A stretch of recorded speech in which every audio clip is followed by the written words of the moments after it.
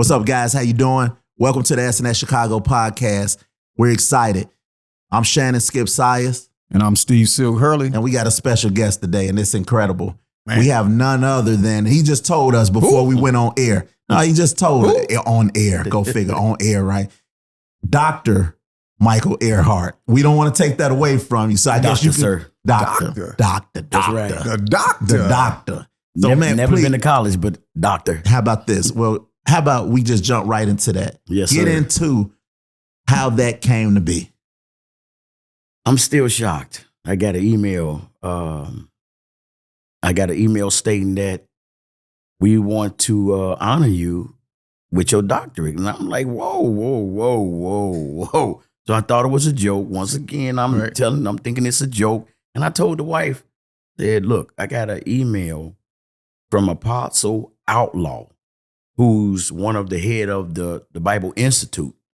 And the major, I think it's out of, if I'm not, don't quote me on it, it's either California, the main school, stating that they wanted to honor me with my doctorate for philanthropist and a humanitarian.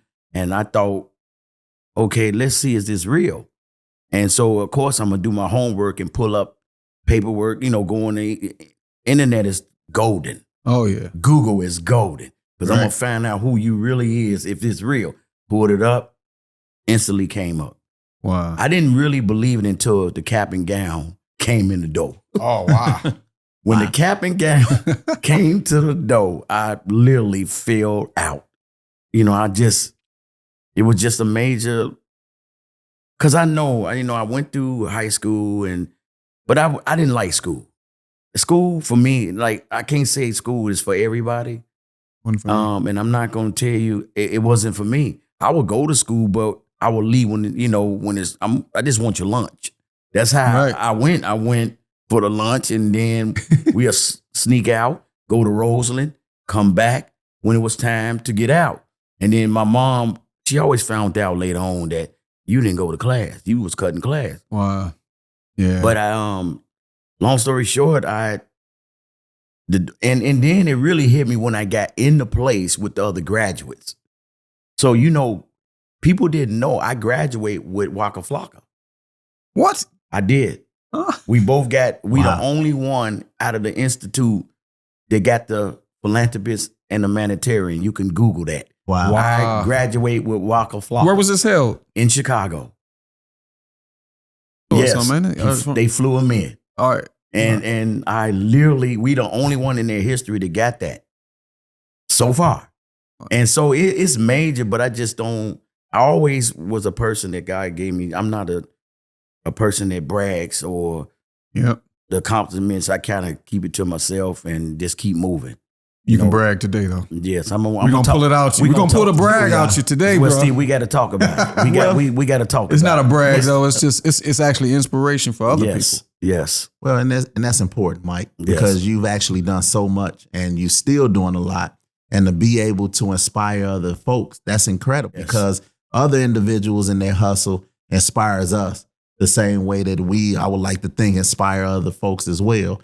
So this is real cool. So I know for a fact, man, we got so much to talk about. And yes, sir. Man, we've been friends for a real long time. Goodness. I know Steve as well. So yes. Yeah, I think starting with that doctor thing, and you talking about the philanthropy, I say we go back, not just a little bit, but go way back to maybe when you were 8 years old. Back in the times. Back in the day. Right. Because this didn't just start last week, the stuff that you're doing now. They don't even know what you're doing. They're like, what are you talking about? Why is we it do our research, people. Yeah. So we want to know, like, kind of in the beginnings, what was inside you at age 8? Because I know that was kind of a key time for you. Yes.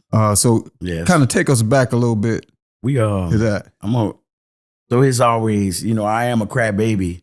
That's what a lot of people in the world know me for, being a crybaby. But being an 8-year-old, I can literally say I knew my purpose at 8 years old. I knew it because I had a feeling over me that was totally different than a feeling of the way other kids would feel.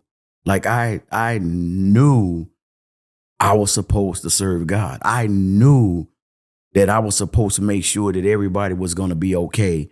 I knew that I was going to have to get out here and make a way by all means necessary.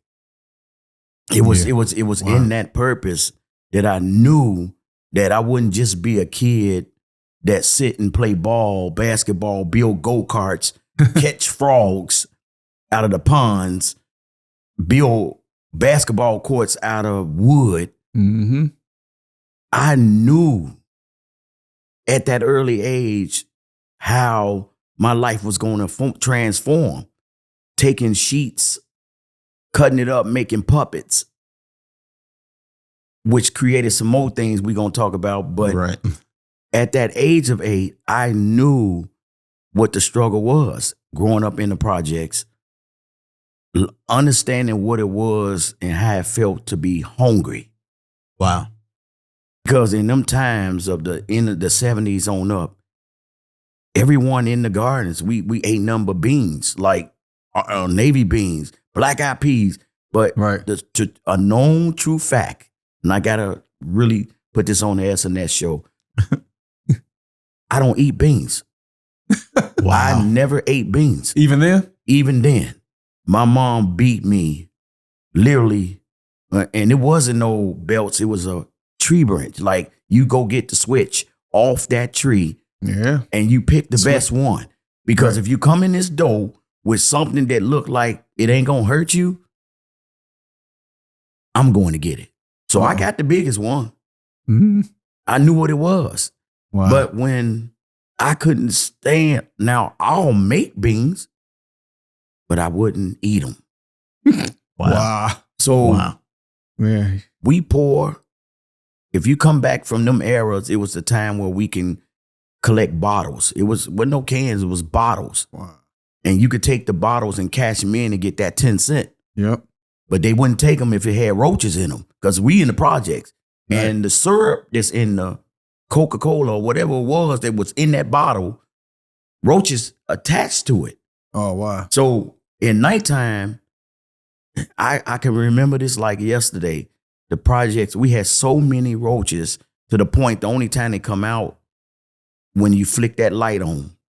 Yeah, and then you just it was the first time I ever seen an albino roach in my life. Oh my! It wasn't dipped in flour.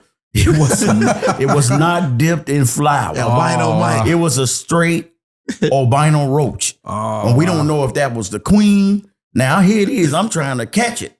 Wow. You know, because I ain't never seen a roach, albino roach. And I'm trying to prove to my friends what I seen that night. And so I went into transformation because I knew my purpose. Because I was a kid we in bunk beds. Mm-hmm. And I used to dream so much about, and it's crazy, an 8-year-old dreaming about how can I better projects. Right. And I'm creating, back then we had government cheese.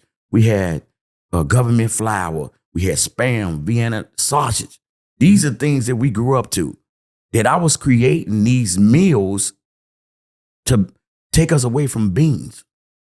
Oh, wow. So it's better. Wow. And this is where it's going to lead into what I do today. Right. Everybody deserves the best. So at an 8-year-old kid, I'm trying to make it where we can get the best. So I'm taking, and like I say this again, and I'm going to tell this story over and over again. I'm the one who created Oodle Noodles. Oh, boy. Come on, Mike. You ain't creating no Oodle and Noodle. Don't go on record with that, Mike. I'm going to put this on record. I'm going to put this on record once again. Boy, here we go. So how I created Oodle Noodles was, back then we had regular pasta spaghetti, right? Mm-hmm. Now, if you correct me and put me in a place if I'm wrong. As a kid, I'm 8 years old. I'm boiling this water, right? Now, I'm not a chef at 8 years old. I don't know nothing about it. I'm in the projects. I will boil the water. I will boil it with a little butter and salt, right? Water hot, bubbling. You drop the noodles in, right? Mm-hmm. Okay, I got my pasta, right? One pot over here, it wasn't no gallons of milk. We had pat milk. We had powder milk back in those days where you had to mix it with water. Oh, all right. I got my pot over here, right? I'm boiling got that milk ready. Government cheese, that boy inside that pot, it turned to what? A little juice, right? Okay, back then, we had hot sauce, right? Yeah. I'm dashing it in the cheese, right? Wow. Okay, now I go in the cabinet, I get a little can of Vienna sausages, right? I chop it all up in little, right? I throws it inside my little creamy cheese sauce, right? Right. You pour that over them noodles, right? You tell me what is that? Man, Mike, Tell me what I had a line of kids at 8 years old out my mom's back door down the block on milk crates. Now I set the back door outside my mom's back door. We had a back. And I had milk crates lined up that I took from the store. And every day and I'll never forget this time, every day at 11 o'clock, I would take these milk crates, this Saturdays and Sundays, and line them up outside, right? I'm going to give you a bowl of, at the time, I didn't know it was oodle noodle. Wow. You know what I used to call it? What? And it's going to blow it. I used to call it goulash. Oh, I've heard of goulash. I heard of goulash. I don't know where this came from. No, you just heard somebody say it. And the goulash is what I called it. Them kids came faithfully.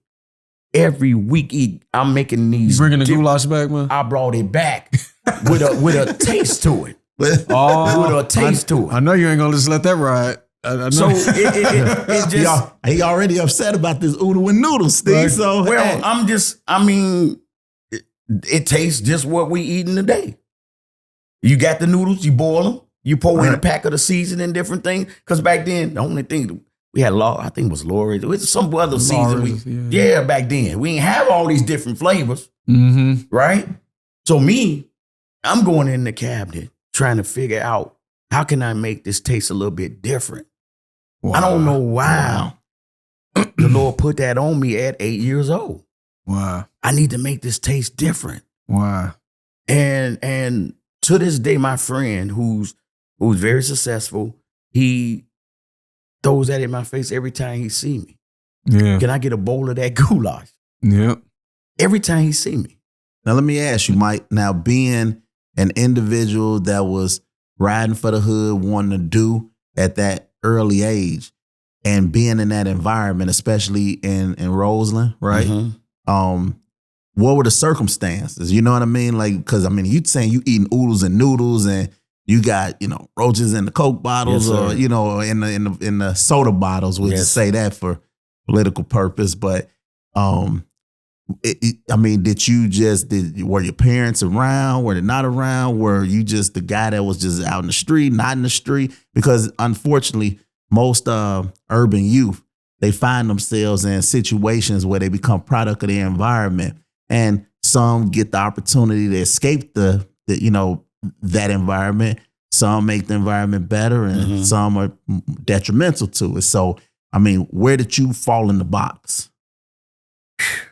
Because I know it's complex, but I know it's part of your journey.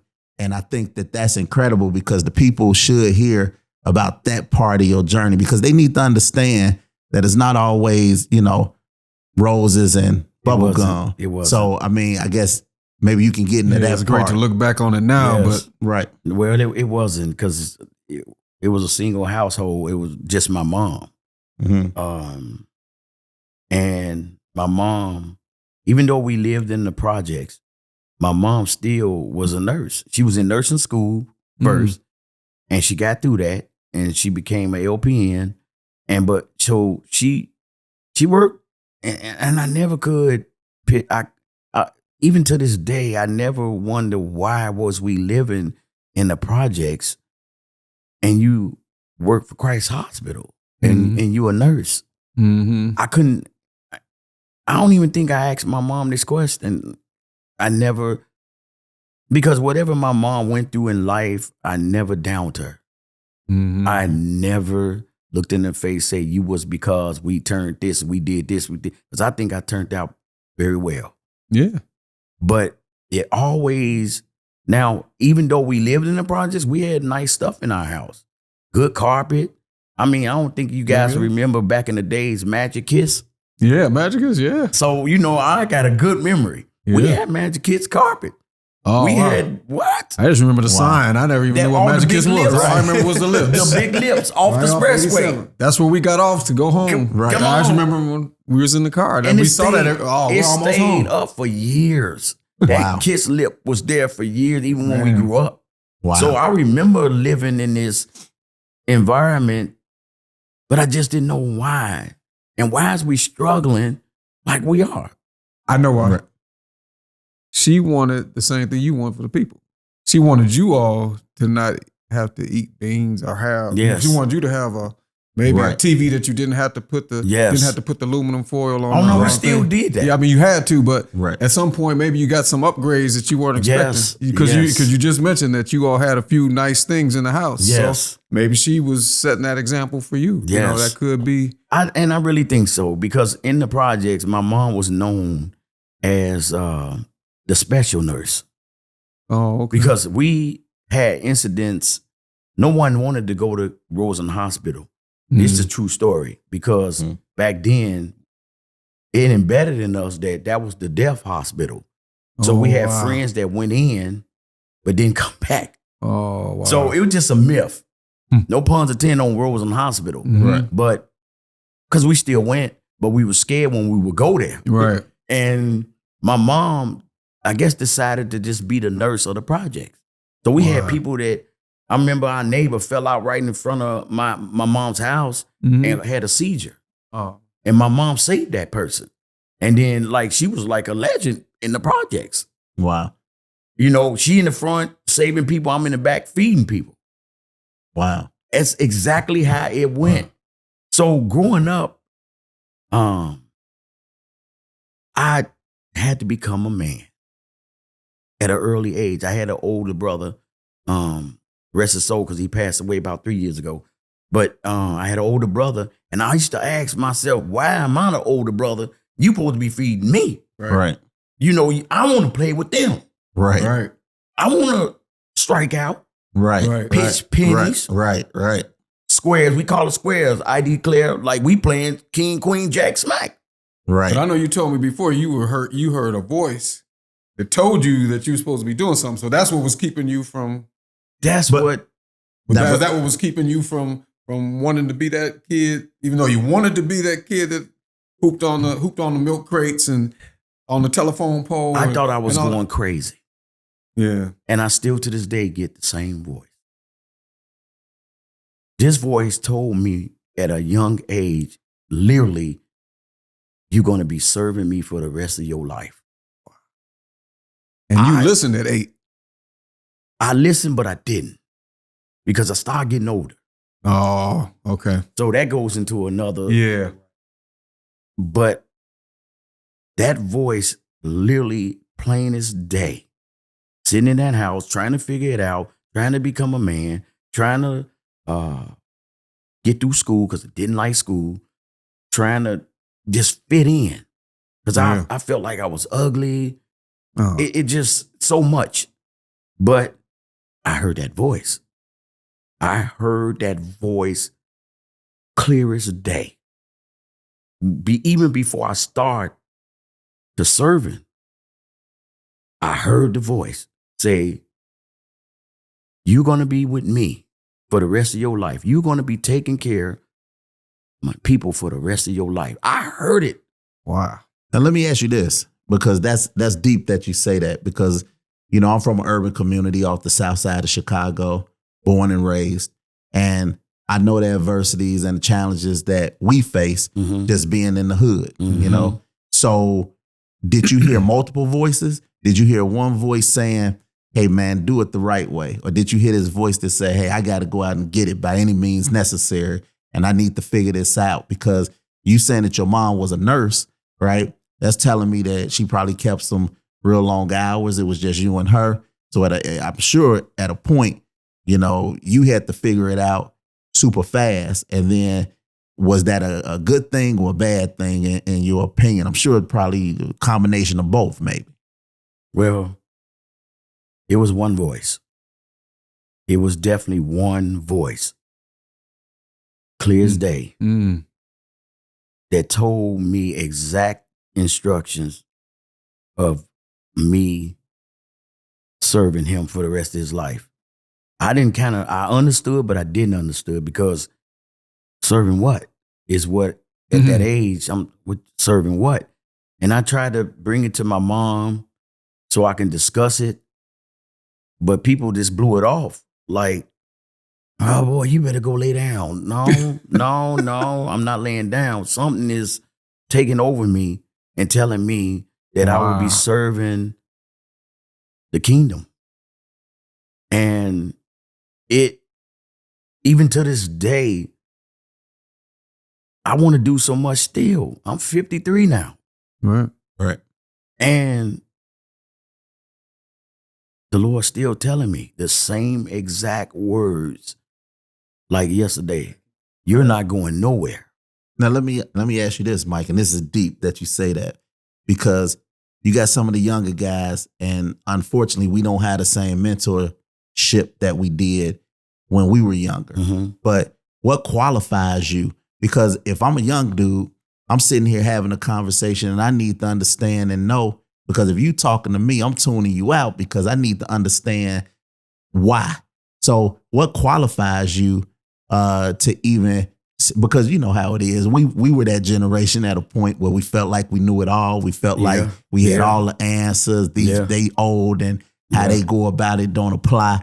So but obviously life recycles itself. Right. So the same things that they're doing or dealing with at the moment, we kind of walk those paths. Yes. So I mean, is it? Do you have experiences to that capacity, even for some of these younger guys, that you kind of walk certain paths in your life where they're probably walking and maybe shouldn't, or maybe should? But I just know, because I know a little bit about you, because you know we've been friends for a real long time.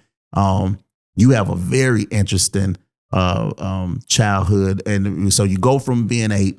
You move the stick a little bit forward. Now you're a teenager and in the gardens, right? And then how does that transcend from there? Well, back to like today's youth. Today's youth, they actually are experience what we went through, but on a new level.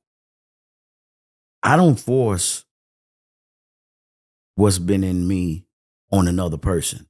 But what I do is I tell that person what I've been through, how I got out of it, who got me out of it, and the way I live today. We all went through something. There's not a perfect soul on this earth. Right. You're not going to come and tell me in my face that you're a perfect soul. Right. You done did something. You done did something. Right. So I'm not going to tell a youth no lies. I'm not going to sit in his face and say, well, you could do this and you could become this, because that's not promised. I can't tell him, you know what, you may be a police officer one day. I think you're going to be the top basketball player. Then I'm lying. I'm lying. Right. I don't know what you will become, but I know if you put your heart at what you want to become, it's going to happen. Right. I'm a person, and I'm going to say this.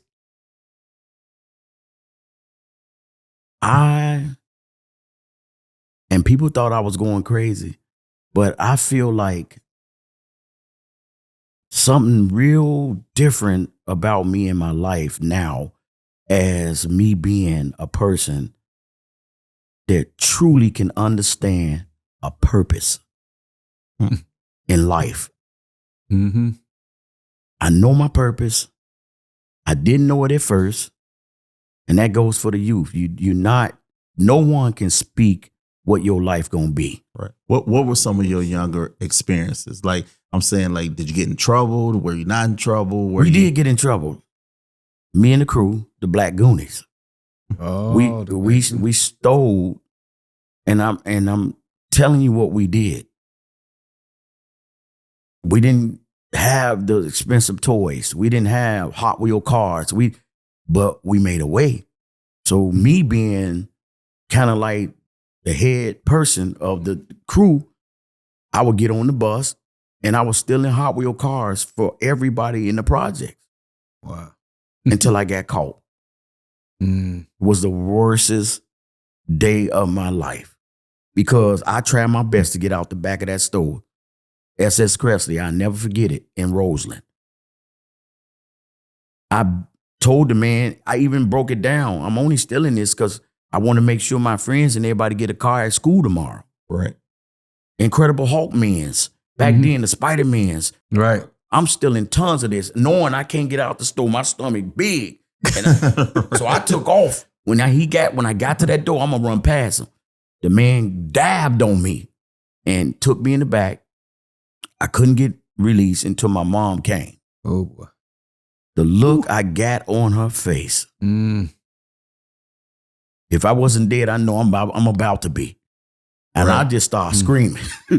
I just started screaming, and I explained to her, Mom, I didn't steal this for my own gain. I stole this because I want all my friends and people in the projects to have a car or have a man. That's why it's bigger than what it is. People don't understand. It's bigger than what it is. Right. Because I always, to this day, want people to have greatness, even when you fall off. Yeah. Right. I'm trying to make a way for you to experience greatness. Yeah. I remember the cheap pork hot dogs. I don't want a pork hot dog. I want a Chicago beef hot dog. Right. With everything on it. Right. Don't give me a pork dog that you done cut a pig up. No, you give me a beef hot dog. And if it ain't beef, I don't want it. These is things that's built in me now that I can't settle for less. I can't. And I'm not going to give you something I wouldn't eat. So did that experience, did that make you rethink how you were doing things at all? Or did you or did you just try to be more careful? Like what was the end game to that after the switch experience that I'm sure you got? It taught me not to steal. It definitely taught me not to steal anymore.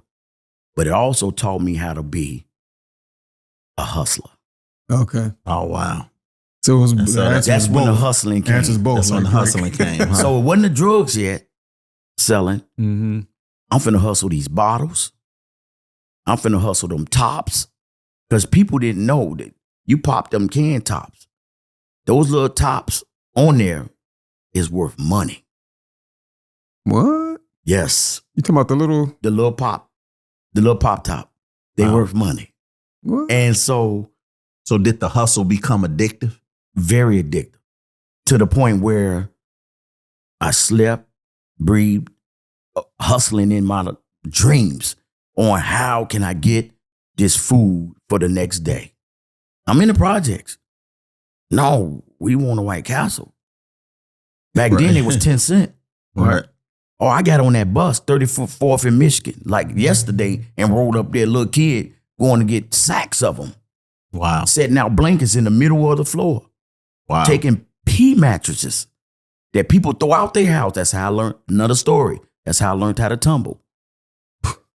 Laid them out, and we sitting on that, and we've eaten. I'm going every day getting White Castle. Now, we graduated from the government cheese sandwich. We graduated. Right. So if you go through my history now and you see I like to graduate, I'm not staying at the beef hot dog. I want a porterhouse now. Right. You deserve a porterhouse. Give me one of those Australian porterhouses that you claim I can't have and I can't afford. Tell us what inspired that porterhouse thing. The long what was it? The Longhorn something? Oh my goodness. So I did some crazy stuff. So in Roseland, they had a Longhorn like steakhouse. And it was kind of back in them days, it was still kind of in the racist type situation that we had to go through because they really didn't want us to come in Roseland. Right. They weren't letting us inside that store to get a steak. Like I didn't know what a steak was. Wow. All back then, come on, in the 70s. Let's see, I'm born in 69. Mm-hmm. So you do the math, 69, 70 something. So in the 70s, it's there, but it's like they had only certain people that can come in that place. Right. right? Yep. But here it is again. The Black McGiver. That's what they call me. So you the Black McGiver. I'm the Black McGiver. So let me get this straight, because I want to get this right, and the people want this right. Yes, sir. You the Black McGiver. Yes. Originator of the Oodle and Noodle. Yes. All right. And the Black Goonies. And the Black Goonies. Yes, sir. And a hustler. 100%. Man, listen. But hustle inspires hustle. That's it. But I saved up them bottles. I got that steak. Oh, trust me. And not only did I get the steak, I got my friends' steak back then. That's real. Because if I got money, you can't tell me I can't come in and get it. Now I'm a kid. So you actually went there as a kid? Oh, yeah. Wow. Oh, I got in there. Oh, I got, if I could. So what was the vibe in there? Like, because if they didn't really welcome our people there. It was very eerie. Oh, okay. I never forget it. It was a feeling like you don't get out of here. Mm-hmm. Something's gonna happen to you. The look they gave me. But if I pulled out all these dimes and it adds up to what I need to get this steak, wow, you need to give it here. Sir, here go this bag right here. Give me 3 of those steaks. Wow. Oh, I remember like yesterday. And y'all sat down and ate them? No. Oh, you just took them with you? Took man out. I wasn't sitting in there. Oh, I was about to say, I was wondering, I wasn't trying to, like, I don't know if it's a poison thing. Give me my steak and let me go. Right. Back then, sometime, you could walk from 130th to 111, 119, 115. Yeah. That's what I did. Mm-hmm. I love walking because I used to walk past that Jackie Robinson Park. What street did you walk up in the Halsted? Or, no, Michigan? Indiana, I think it Indiana, was. Yeah. Michigan? Okay. Yeah. All the way down that Michigan. By Gately's? All the way. So, most definitely. Oh, okay. Yeah, I walked past that. Used to, and that's a whole story too. Yeah. That's a whole story too. But I walked that whole Michigan all the way down. Wow. To get to there. These are things that played a role in my life. Yeah. Wow. It was written already. Right. It was written. Well, it was written. It was for you. What's for you was for you. And to this day, you trying to get people some steaks that don't usually get steaks. Tons of steaks. Well, man, you think about the transition from doing that. I mean, I guess, I don't know if you want to touch on it or not touch on it, because I just think that that's a testimony.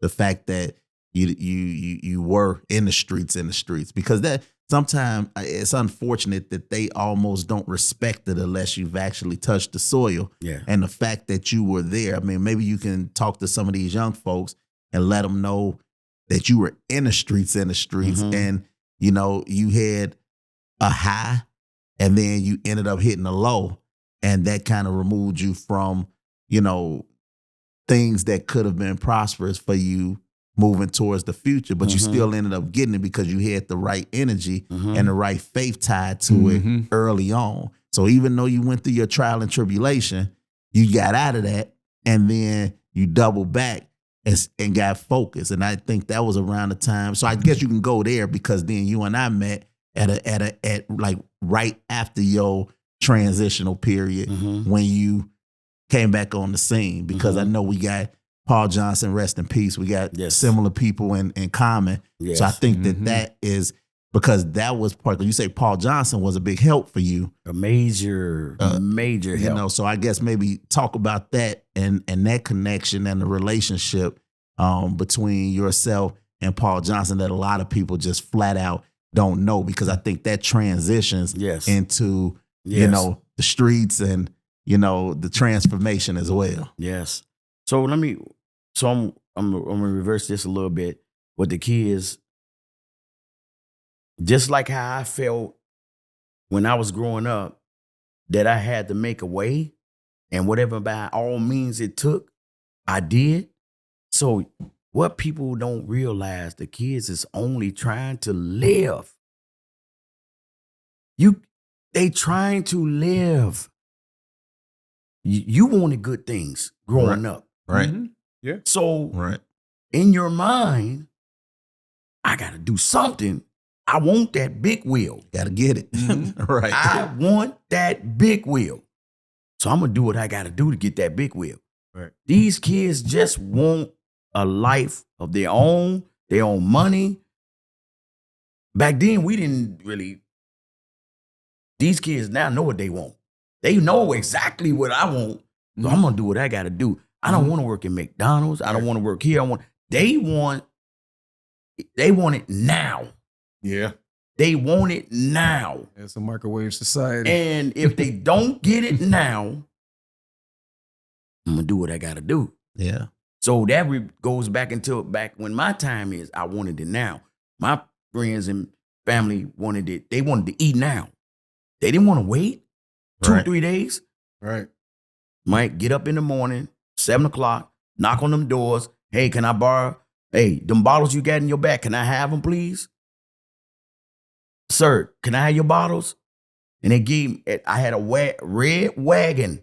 Matter of fact, I didn't even have a wagon then. I built the wagon out of the big wheels that was on the back of a big wheel, took those, milled them off, got some wood, nails and hammer, and built me a wagon to carry my bottles in. Wow. That's how I transport bottles all day. Wow. So now we back into me growing up. But I do got to slide something in because people didn't know this.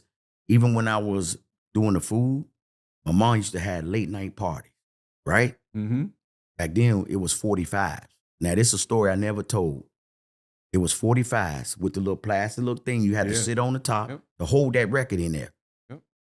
Now, if you remember, wasn't no turntable. It was a wooden box that had speakers mounted down, looked like Zenith made these. Yeah. Yep. Right. With the needle you put on. Yep. That's how I learned how to DJ. Wow. My mom made me stay up all night and play 45 Dusties to her friends. She let you pick the ones you want to play. That I like. Wow. And I will play these in that 8-track. You start seeing people react and that made you feel a certain way, right? Didn't even know nothing about blending then. I would play the 45, then I'll flip the 8-track. After that died down, I would add in the 8-track song and I would go back and forth. Yep. That's how I learned how to DJ before it even got to the hip hop era. That's how, and then never knew how to scratch. I ain't know nothing about scratching. Mm-hmm. But for some reason, I made a mistake and my hand got on a 45 and I grabbed the word and it made, and I heard the I, well, as I'm pushing my hand. Now this back in 8-9 years old. Wow. So now I grew up. Still Michael Airhart, still a growing up kid. Crack came out. You know, it was powder first. So this is the crack epidemic. The crack epidemic. Wow. It was horrible. Not only back then when I was 8 feeding people and we were starving, we really was starving then when that crack took over. Because a lot of our parents, as my moms, got on them drugs. It was horrible. Horrible, horrible, horrible. Because food stamps came and played in. And that was the paper food stamp. Mm-hmm. They would sell their stamps to the drug dealer. Oh, wow. So kids wasn't eating at all now. Was no food, none. What's all the drug dealer? He didn't even live no more in the projects. He living in somewhere outside the project, but he getting all our money, right? I'm still in the MacGyver mode, trying to figure out how can I, and God forgive me for what? God forgive me for this. I'm still trying to figure out how I can get the money back. How can I feed the kids? I became a drug dealer. So if I buy an ounce of cocaine, chop it down into rocks, I'm doubling the $600, $500 that used to be for what it was worth to $2,000, $3,000 into rocks. I don't know how. Once again, I know this wasn't God because I started making myself think God told me to do this, to get it back. Wow. So in my mind, I'm thinking God told me to become a drug dealer to get this money back to feed his people. All while I was growing up, I thought that. No one could never explain to me that was nothing but the devil. Mm-hmm. Right. So I didn't even know that 1 ounce of cocaine would turn into a key cocaine. I went from 1 ounce of cocaine to a key of cocaine. I'm taking everything back that the drug dealer was getting from all of the parents. Wow. Everything. Wow. I went far as selling the crack for cheap. A $10 rock was only $5 when you came to me. So I knew I was wrong. Let me tell you, I knew I was wrong. Because on one shoulder, the devil was, I'm feeling good. That other shoulder, the Lord was tearing me up. Like, tearing, I started getting it there. I started feeling like, I feel like I'm burning up inside. I felt a burning sensation in my body every time I would put a rock in your hand. Wow. I felt like I was burning up inside. Wow. I told my mom again, now my mom on drugs. Told my mom, I'm burning up inside. What's that feeling? And she couldn't, boy, gone somewhere. Mom, no, something is wrong. Okay, I blew it off. They ain't know. Never knew that the Lord was tearing me up. You ain't supposed to be selling to nothing. You don't even supposed to touch this stuff. But all in my mind, I ain't want no fat. I had so much of it. I ain't buying no cars. It wasn't even on my mind to get out the projects. Right. None whatsoever. Similar to your mom. I was looking at ways of, I'm about to open up food restaurants in the projects. I'm about to do this. I'm about to do this. There's no more food hunger in here. It's almost like a Robinhood concept. Yep, that's what I was thinking, Robinhood. Well, that's what they started calling me. I went from the Black McGiver to the Pied Piper. All right, that's another one. So where we at? We at Oodles and Noodles. Yes. We at MacGyver, Black Goonies, and what was this last Piper. one? The Pied Piper. Because everything I was touching was coming. It was coming. Wow. The police even knew because I still got the tattoo on my arm today. They was calling me Mike Dollar. What? It's still on my arm to this day. The police said, we don't understand you, but we got to get you. They told me. I'll never forget it. Wow. He said, what you do is unheard of. We know you getting money. You getting a lot of it. You buying all these cars, but you're not even buying it for yourself.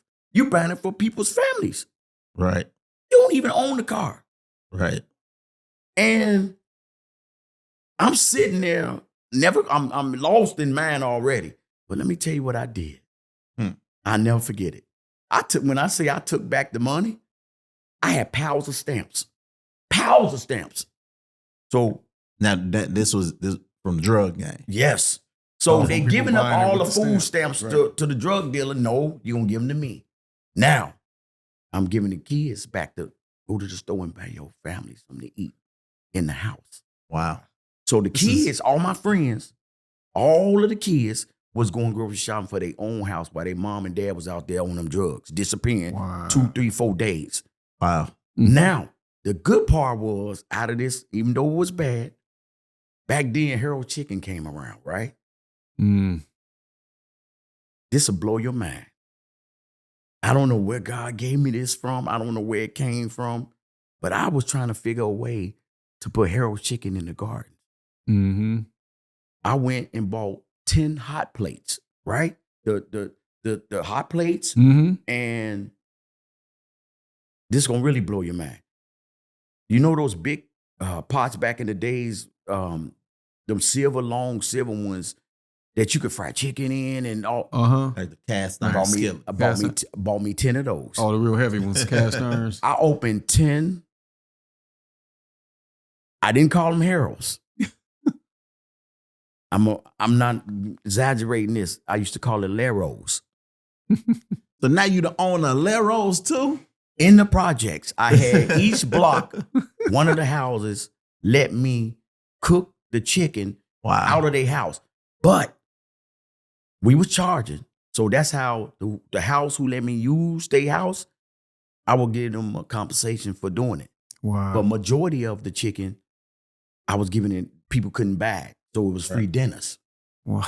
To this day, they thank me about these chicken shacks I had in the projects.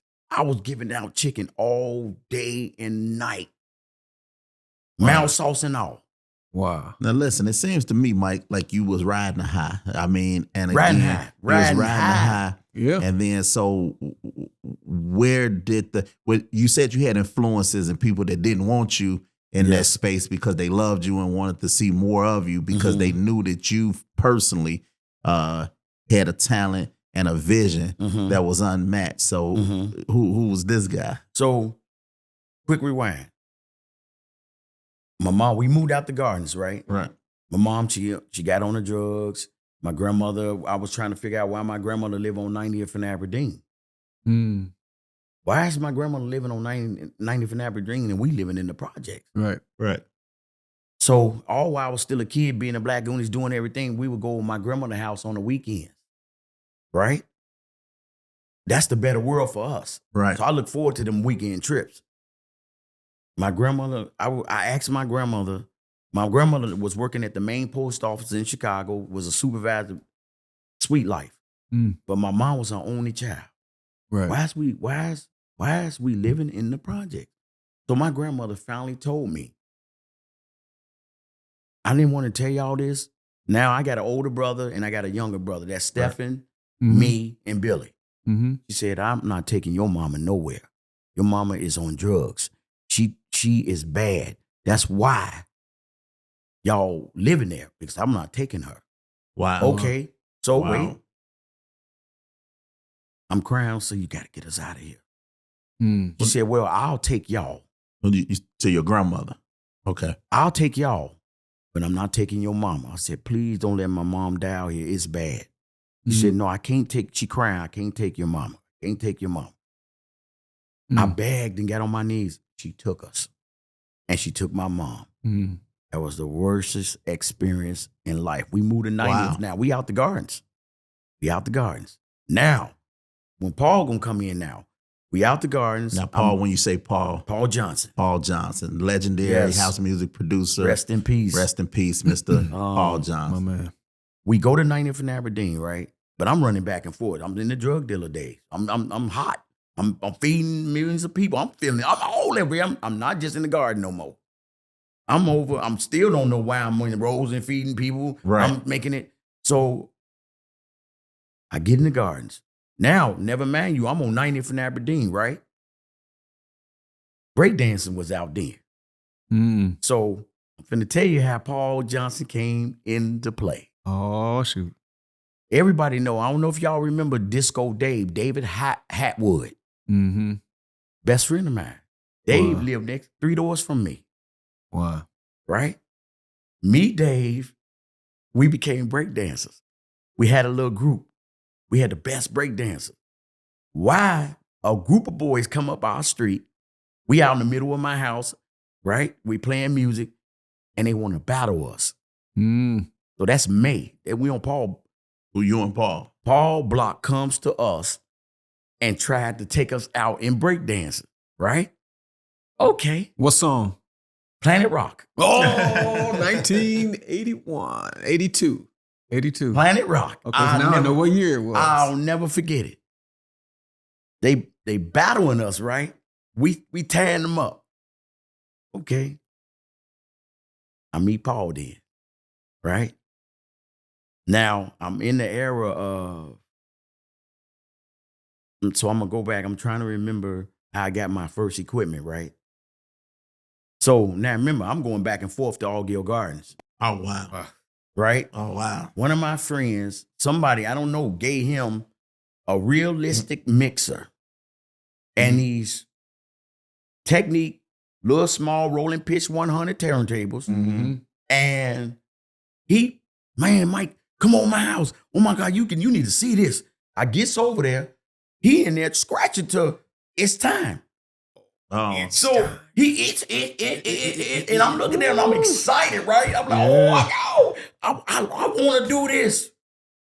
I gotta tell you what I did. God forgive me, because I told him later on down the road, I want that equipment so bad from him. I went back and stole it. You stole the equipment, Mike? Stole the equipment, man. Come on, Mike. You just had broke the Robinhood code. I broke the Robinhood code. Hey, man, that's why I told you we not perfect. Right? So I was too excited. Like, I wanted this equipment so bad that they was gone to church that day. I go, he left the door open. I'm finna borrow this equipment. Took the equipment to 90th and Aberdeen, right? We battling the date. So here's the thing. I never was taught how to DJ. I only seen my friend do it. I'm scratching now. Brought the equipment out in front of the house on a piece of linoleum. We break dancing. Disco Dave looking at me like, man, who taught you? I'm scratching. Paul done come up again. Paul looked at me. Oh, you know I DJ too, right? Oh, shoot. I said, okay, well, so he brought Eric Martin with him. Eric Martin. What up, Eric? Now, Eric don't break dance. It's just me and our group getting them, and I'm scratching, so they didn't know that I was going to break dance and then get on the turntable and take that it's time and go crazy to make our set look good. Oh, wow. Right. We end up beating them. After that day forth, we became tight. Who was we? You It was Paul? me and Paul. I wasn't real close yet to Eric yet, but Eric would come around because he wanted me to meet Eric, and I ended up becoming tight with Paul. Now, never mind you, I'm still selling, doing my thing. I'm still doing my thing. I'm in them trenches now. Right. But Dave, Disco Dave, I'm in Mahalia Jackson Middle School now, right? Uh-huh. Didn't even know Disco took me to meet Armando Gallup. Wow, Armando.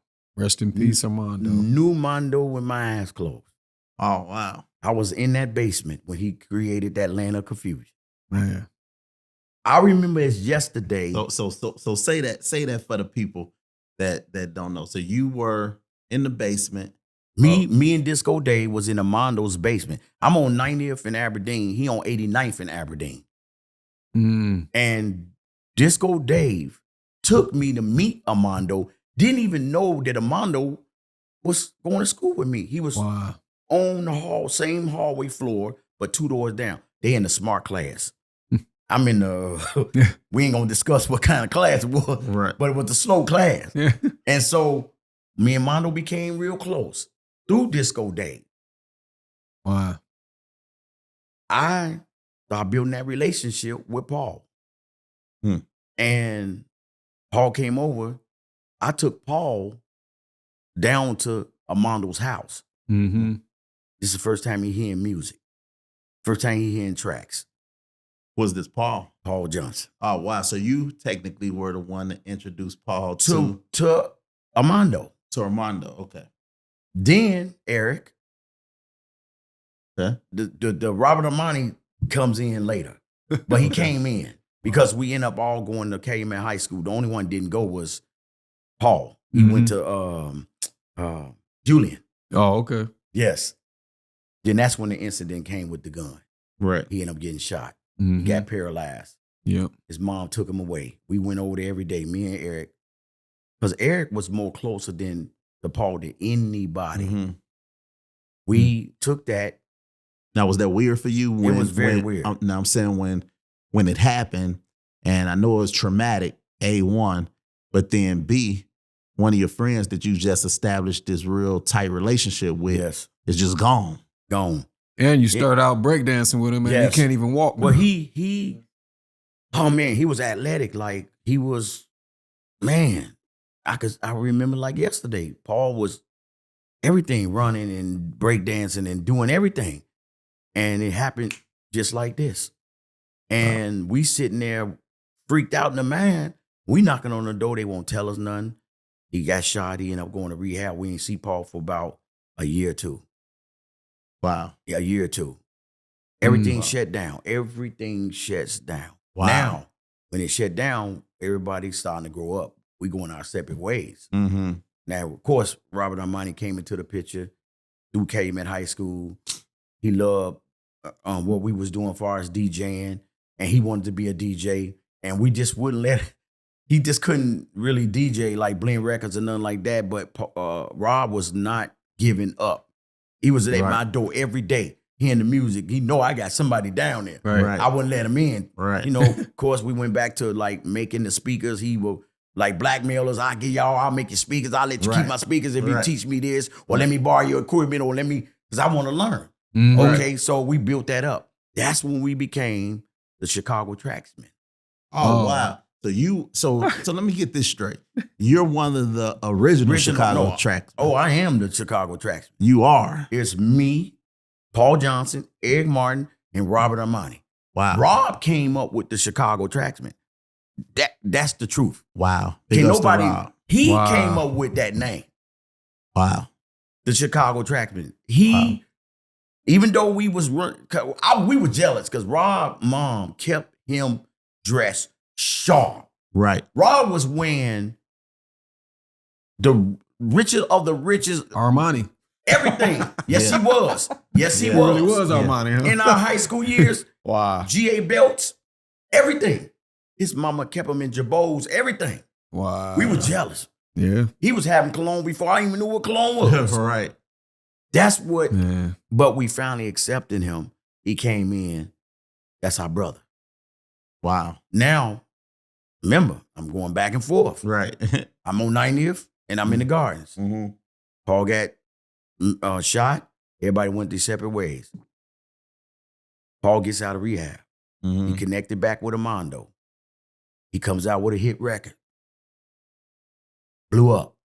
It got wind to me that, oh my God, Paul. I said, Paul, that's my best friend. Right. Paul kept.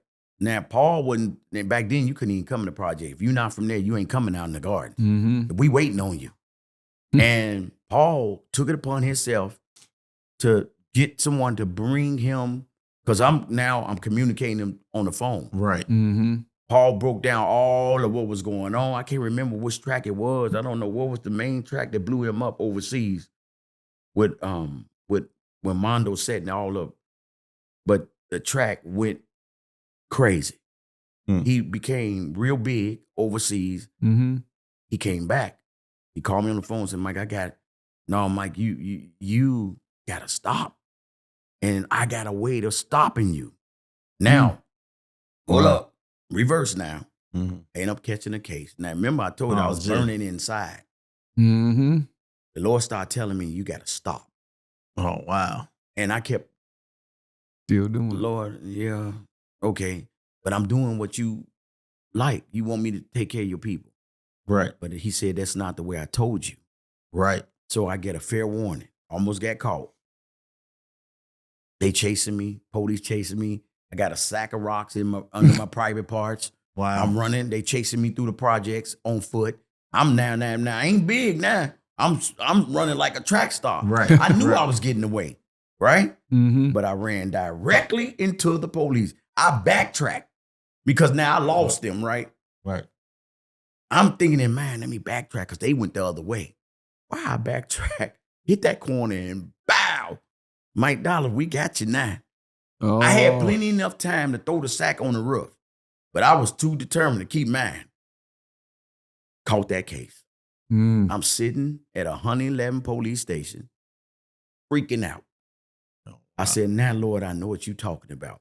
Now, back then, I know God had a big arm and hand in this.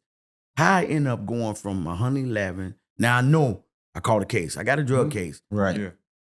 You had to go to the county to get your I bond or whatever. They gave me no bond. Now here it is. I'm whoa, I ain't never did nothing in my life. I end up, true story. I'm getting a lawyer. Yeah. I end up from this will blow your mind. I end up from Cook County to Joliet Prison overnight. I ain't even go to court yet. What? I ain't even go to court. How you make that kind of mistake? I will never forget that in my life from me catching the case. Now, okay, I'm sitting in prison, got the lawyer. Every time it was time to face the board, they added an excuse. So I think it was all a teaching lesson. I think God wanted to, because every time I had to go see the board, I was getting, no, ain't no board. They not having section this time. So finally got my session.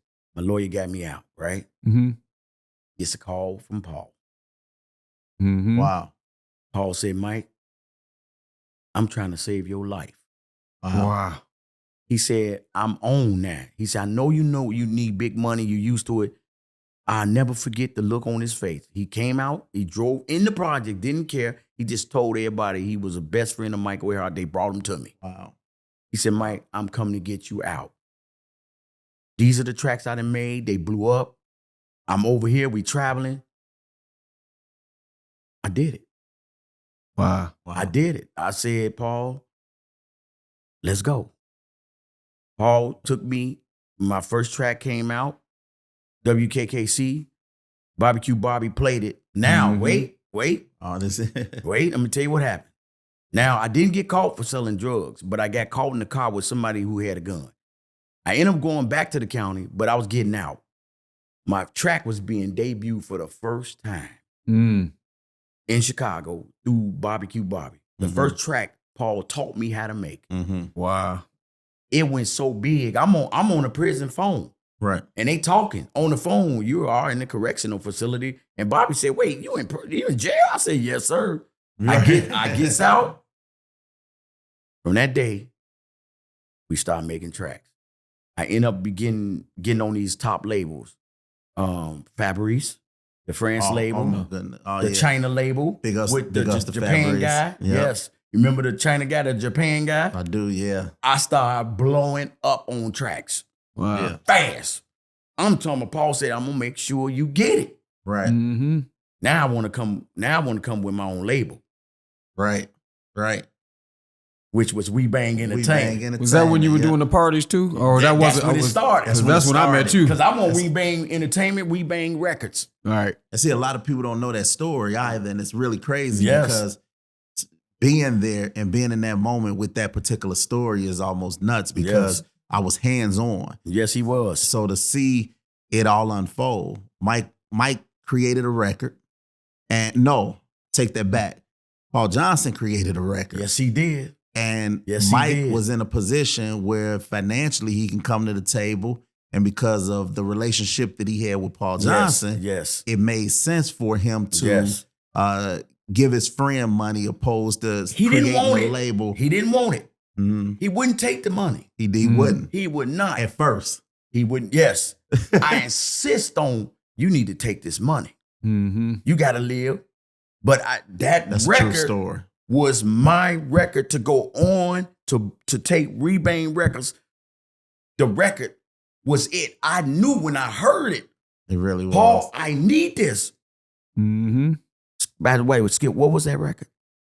Follow this beat. You got it. Follow this beat. This beat Yeah. was the record that was going to take We Bang Records to the moon. I went far as having a graphic guy put Paul in the middle of the Lake Michigan. I had drum sets and all these other ones because I bought Follow This Beat and Timbales. Timbales. Wow. Timbales was I a put monster Paul too. on Timbales in the middle of Lake Michigan Wow. playing them. Still got the video, the actual. Oh man, I want to I see that. still got the actual disc with the graphic guy who did it for me Wow. right now.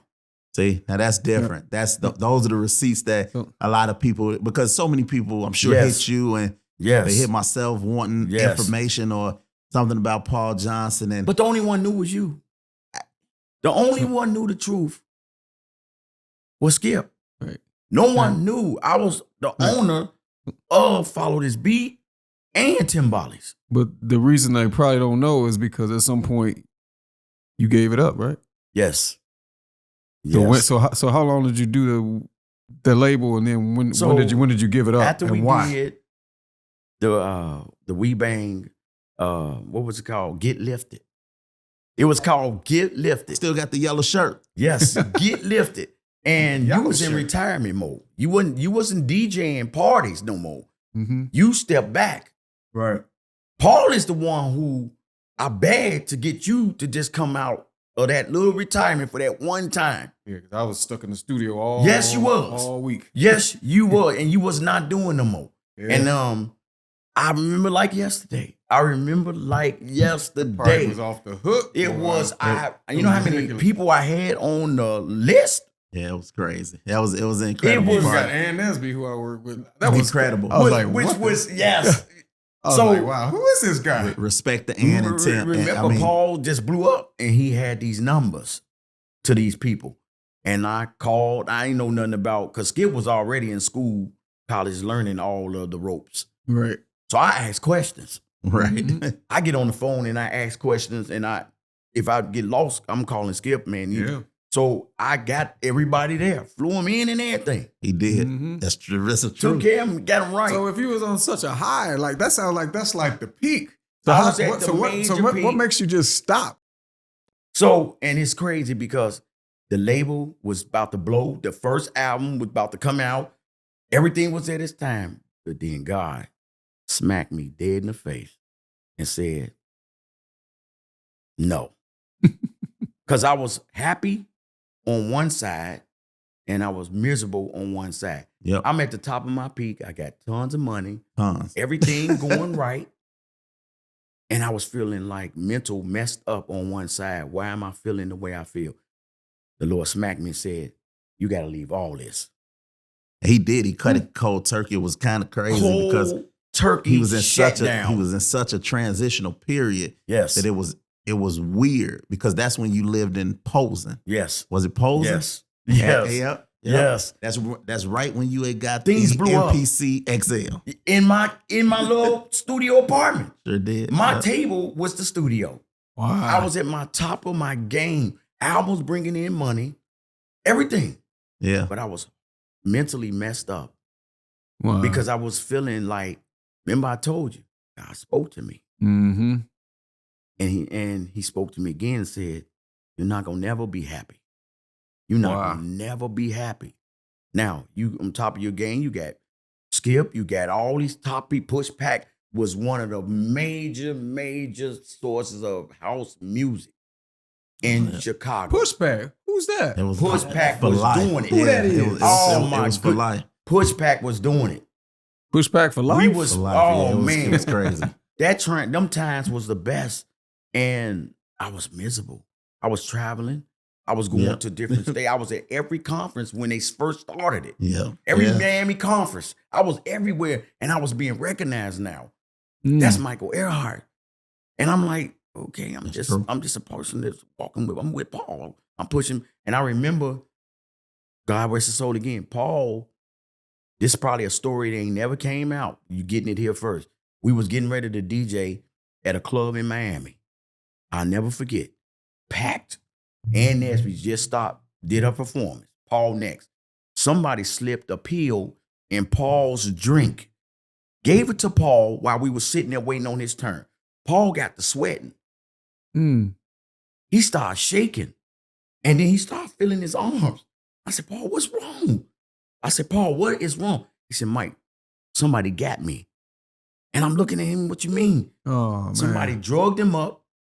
This was the first time I lit fire on the equipment in a club. Paul said, Mike, you got to take this. I said, take this? Right. Oh, I started sweating like, bubble guts, everything in my stomach. Oh, man. Oh, you threw me out there on the bus. You threw me out there. Like you threw me out there. Right. Man, Terry Hunter was there. Now, my song Cuba was out, right? Wow. I got on this equipment. I looked at everybody and I ripped a hole out of them. Wow. I ripped a hole. Paul in there sweating, they guarding them. They trying to get this to die off. They bringing coffee. They do everything. Paul in is shaking, everything.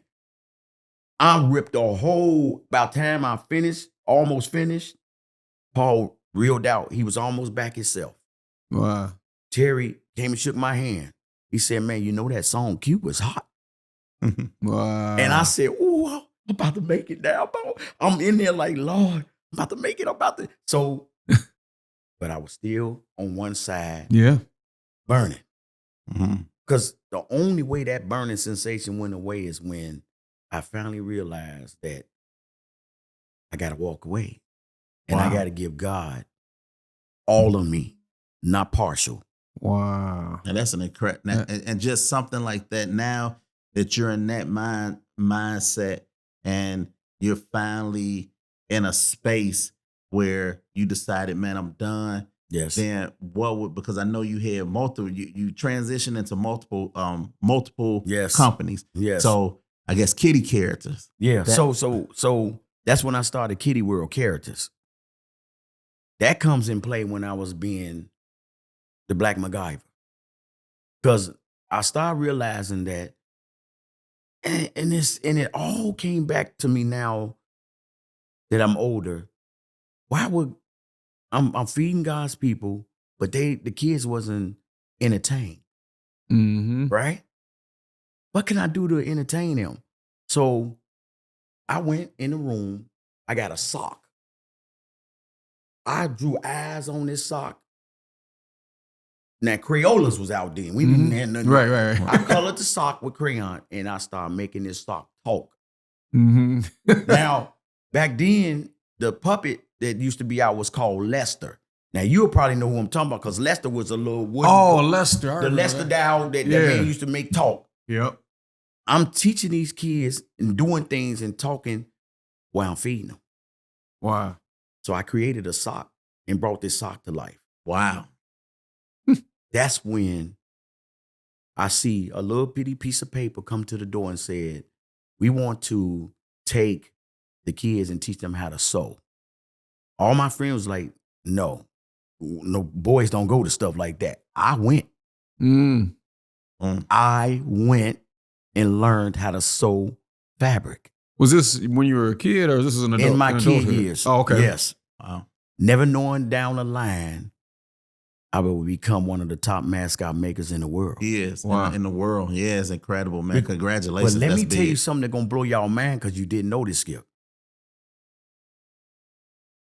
It was a couple that lived in Honduras that loved y'all music. All y'all music. All our music. Flew in from Honduras, right? Didn't know that they was a company that was selling characters. And they was one of my fans. The man taught me how to make mascots. Wow. 20-something years ago when I was in Miami. So me and Paul in the hotel, right? Paul and them go, I don't know where they went. This man came in my hotel room with a mold. I said, what is that? He said, I'm finna show you something that our people really don't want to tell y'all. The man taught me how to make a mascot right before my eyes. What? And he was just a fan of mine in the house. It's all coming together what God got him playing. Wow. So from that sock, turned into a mascot company. Wow. And one of the biggest ones, and I've seen so many clips of you doing the mascot stuff, but I guess the current things that you're involved in now, which transitions from that part of dealing with the youth to now dealing with the homeless.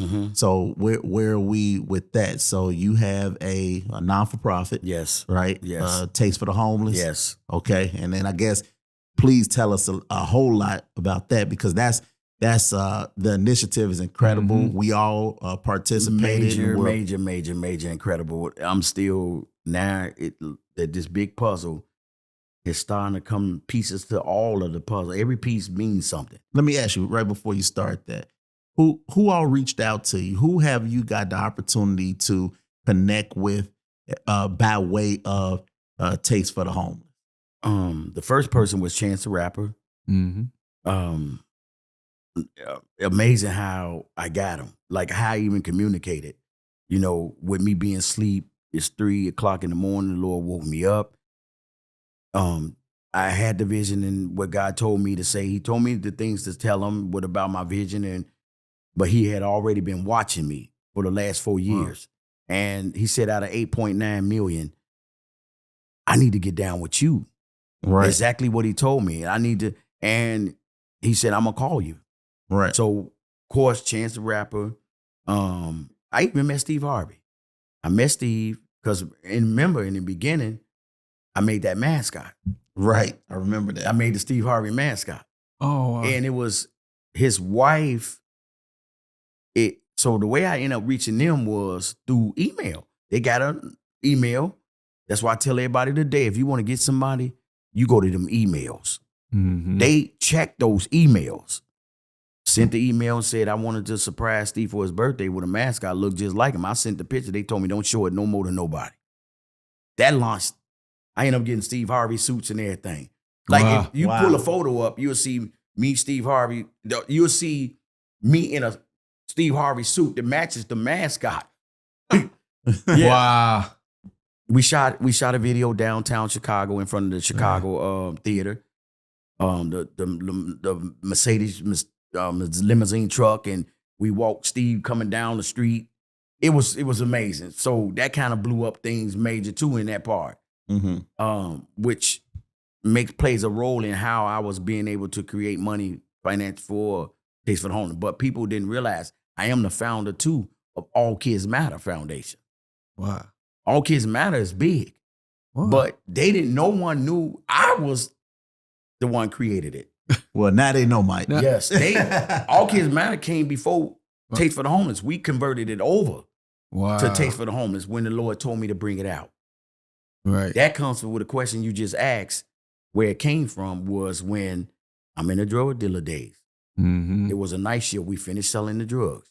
I decided it's Taste Chicago about to close. I want that drumstick or a slice of pizza. We get down there, they're about to close. Homeless guy come over the gate. They with the tickets. The Muslim guy, he told the homeless guy, said, I don't want no money, but you throwing the pizza away. Can I have one slice? He crying. He hungry. He ain't eaten 3 days. Sir, I don't want no money. This man told the homeless guy, if you don't get the F away from here, I'm going to call the police and have you arrested. Right? You stop bagging over here. So the guy, he crying. I said, sir, I'll pay for it. He said, no, you ain't paying nothing. I said, how you going to tell me how to spend my tickets? Right. He said, well, I'm going to call the police on both of you guys, right? I'm looking at him. I said, I don't know what's wrong with you. I said, I don't know. You throwing it away first off in front of a homeless guy's face. I grabbed a man's hands. I don't even know the homeless guy. I grabbed his hands. I said, I'm crying now. My guy's thinking, I'm this big guy now. Why is he crying? I'm showing weakness. Mm-hmm. I'm crying. I grabbed his hands and I said, look, the Lord just gave me a vision. Just gave me this thing called Taste for the Homeless. You see all these restaurants and carnival rides? I'm going to create this. And you'll be able to come to my event and it's free. Everything in the park, all the rides, all the entertainment, the body facials, everything, toes being clean, 100% free. Wow. And that's when we switched and converted All Kids Matter over. Because people thought All Kids was just for kids. Mm-hmm. No. Remember that 8-year-old kid? Mm-hmm. It's the kid in you that I'm looking for. Right. To take. That's what created all of what it is today. It's a kid in every adult right now who still want to ride go-karts, who still want to fly model planes, who still want to do all these special things. Right. Mm-hmm. And that's what All Kids Matter came from. Wow. We converted it over. The Lord said release Taste for the Homeless. I let it out and it went viral in 10 minutes. I know some people are watching this and they're like, man, well, how can I give to that foundation? How can I donate? Well, I always tell them, it took me a while to really took me a while to start asking for donations. Because I said, Lord, you the one put me here. I'm going to trust in you. But the Lord said, people wants to give. That's how they receive their blessing. Mm-hmm. Right. It took me a while. Chance told me, he said, Mike, you gotta accept what people are giving you because you're blocking their blessing. Right. Yep. It kicked in. Yep. So I sent them to www.tasteforthehomeless.org. There it is. And there's a donation button.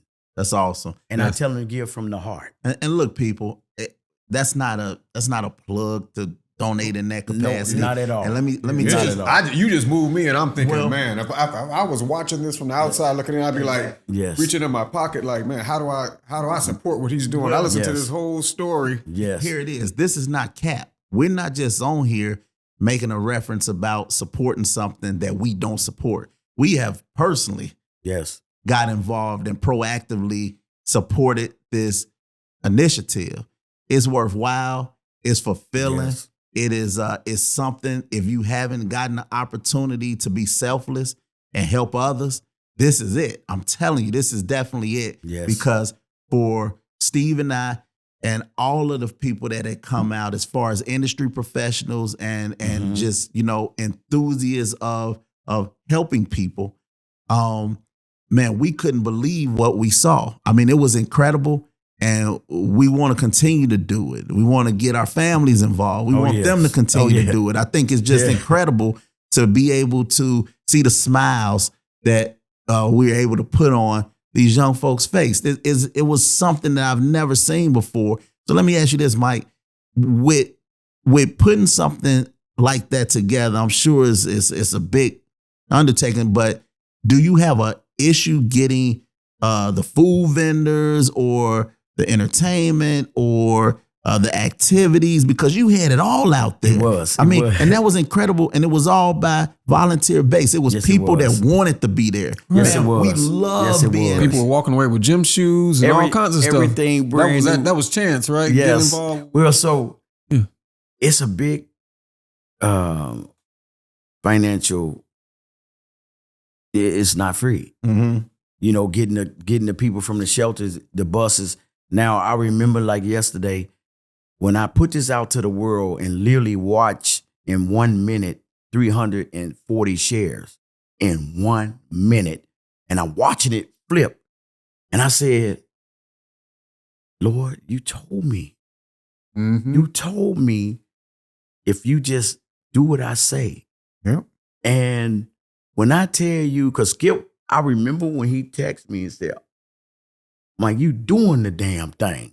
I remember, like, so I'm a junkie when it comes to keeping history. Mm-hmm. So I screenshot what Skip did and I put it in a frame.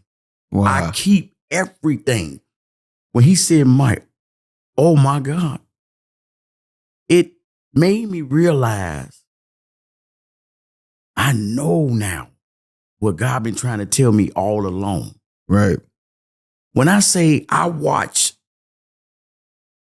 Taste for the Homeless grow before my eyes, everybody don't. When you come to that, our event, matter of fact, is next month, June 25th. Yep. Everything is 100% free. Everything. I don't care what it is. It's free. And it's very well organized. Very. And don't stereotype people until you meet them, until you get to know them. That's it. Man, just to see the look on those folks' faces, the young folks that were out there. Steve and I were hands on. Yes. With the pony with rides, the pony and all that. rides Come and on, stuff like that. come Man, it on. was incredible because I seen y'all face. I got a picture. I still got the picture. Did you see us? I made my photographer take it. I got the photo. Y'all face was like shocked, like looked like, wow. Well, it was big. It was bigger than us. Yes. And that's why we were happy to be there as humans. Yes. Opposed to our personas, as entertainers and as artists. Like that wasn't who we were. Yes. We were human beings helping other human beings heal and feel good for that particular day. Yes. That was huge. And I'm telling you, if you haven't gotten the opportunity to help, man, that's one thing that's important to Steve and I can even say, Mike, pay it forward, people. You have to. You have to pay it forward. have to. If you're blessed, pass the blessing, and do it selflessly. Yeah. Do it proactively. You have to. Do you ever need volunteers? Like, is that something they can go on your site and they can? Yeah, they wanna you can go volunteer? on site and because it comes to my phone every day. I get volunteers that flew in from overseas. Yeah. just to be there on that day. That is Like, I'm talking about they fly in to spend, they come in on a Friday. We changed it to Sunday because the beauticians and the barbers didn't want to lose the money they get on Saturday. Mm-hmm. I couldn't find nobody to give up that time. Right. And I get it. Yeah. I get it.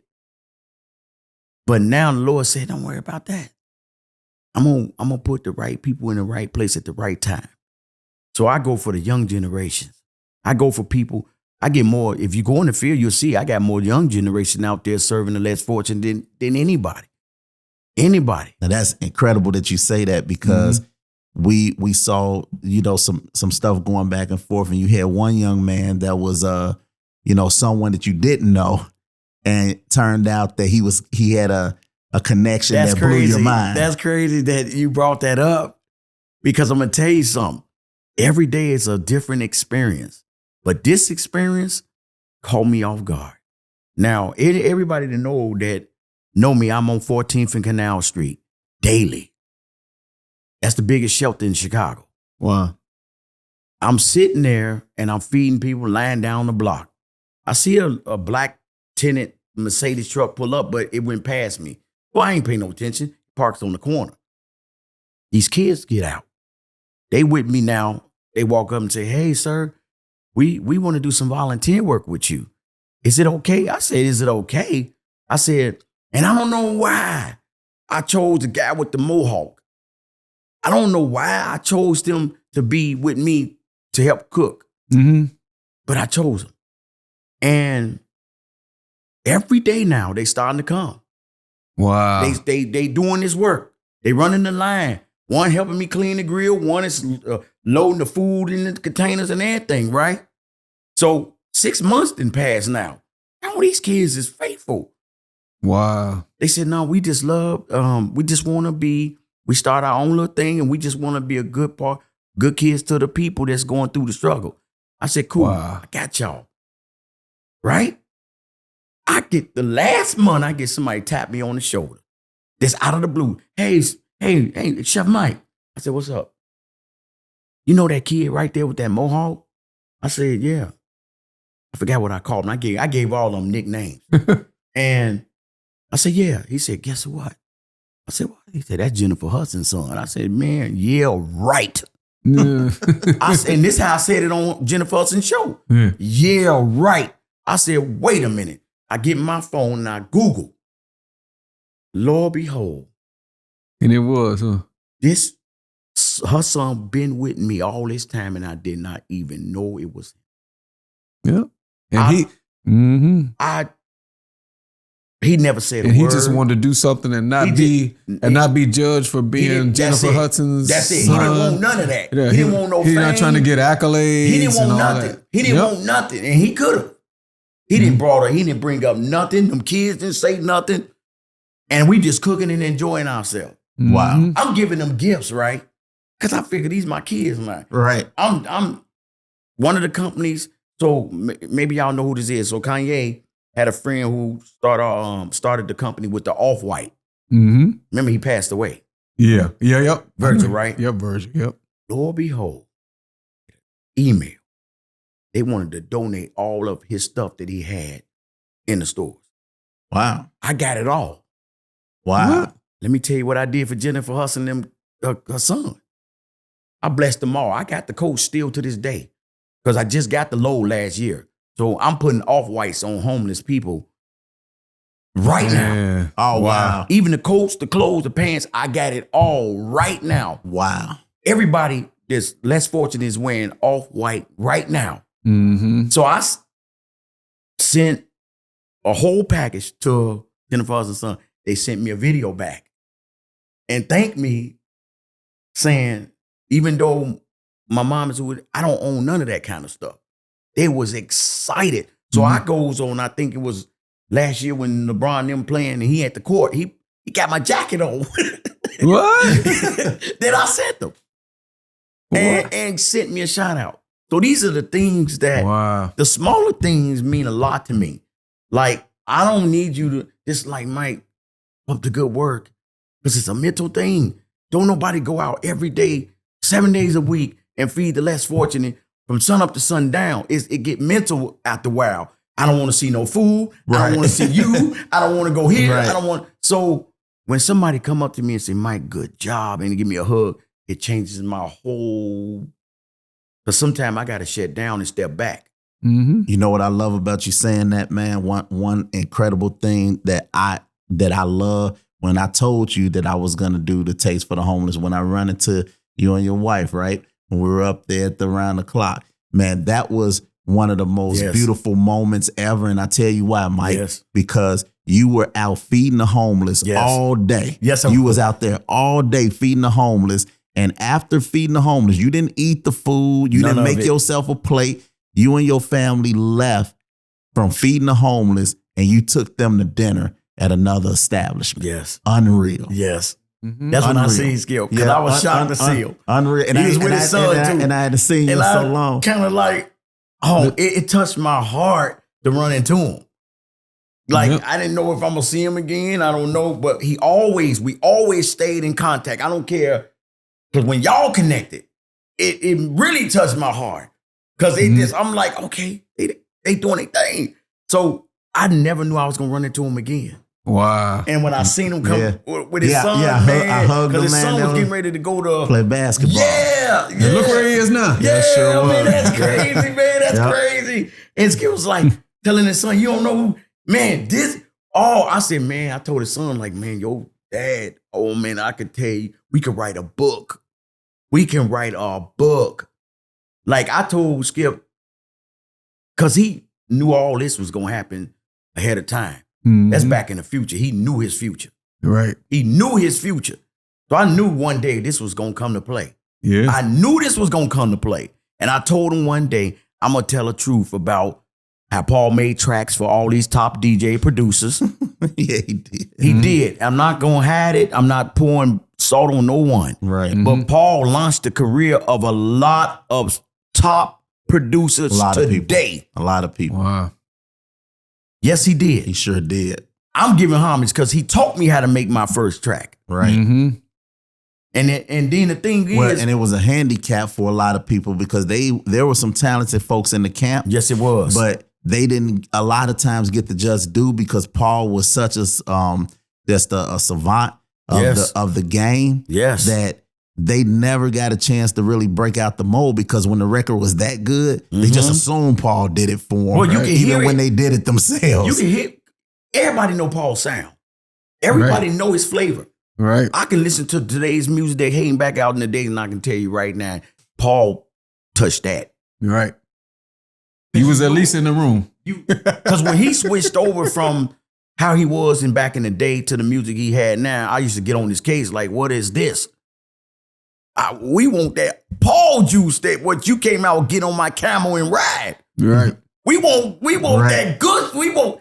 You went from get on that camel and ride to, I don't know what that is. I don't know what this is. Right. But I love you.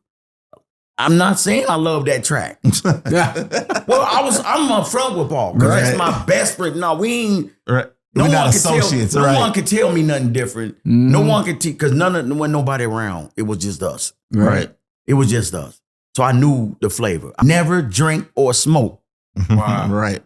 And when I go in that room with him, I was instant. When I got the contact, I passed out. Right. That's how bad that he had some stuff that came from another country, Cambodia or something. I don't even know if it was a country where he got it from because he had some stuff that made you.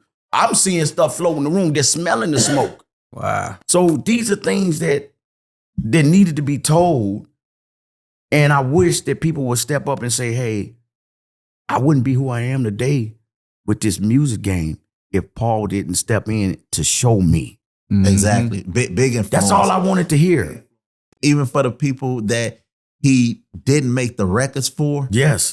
Just the influence behind it. Even the subtle mistakes that became the imperfect perfections. Yes. Is what I always call them, imperfect perfections, because that was key Yes. You know, and to just sit there and watch somebody operate the way that they did, it was amazing because he could take whatever you said to him and make it come right out. Yep. While you sitting there. He remade my first track that I ever made. I don't know. He remade it. I was there. And I told him, Steve gonna get you. Let me tell you, I was there. It was wait, what was the track? I don't know. That's the name of it. And he, no, I'm not putting it out. I said, man. Yeah, he hit me up. He gave me a copy. No, I told him to call you. Oh, okay. Because I said, you can't do. I was there when Bohannon called. Uh-oh. This is on record. So we gonna get, I was there in the basement when Paul got the call from Bohannon. This is when he had his elevator. His studio was built down there with the alligator long as this table. Stripe. I'm not making it up. I was there when he had this small thing. He was feeding the alligator rats bigger than my face. And this alligator grew big. And we going to jail, Paul. We going to jail, man. You got an alligator that's big. And you bringing the kids from the neighborhood to see this alligator. No, dude, it was huge. But you know what? Mike, those times were just, it was crazy. Because remember, they gutted everything. Everything. Because remember, before that, we were carrying them up and down the stairs. All the time. All the time. So the fact that, and it was like that average story of an individual tapping back into his childhood. Remember, you watch cartoons all the time. All the time. Love video games. Because we didn't bought all the table touch. You had the Guns N' Roses, had the Pac-Man downstairs, an actual original Pac-Man. Yes.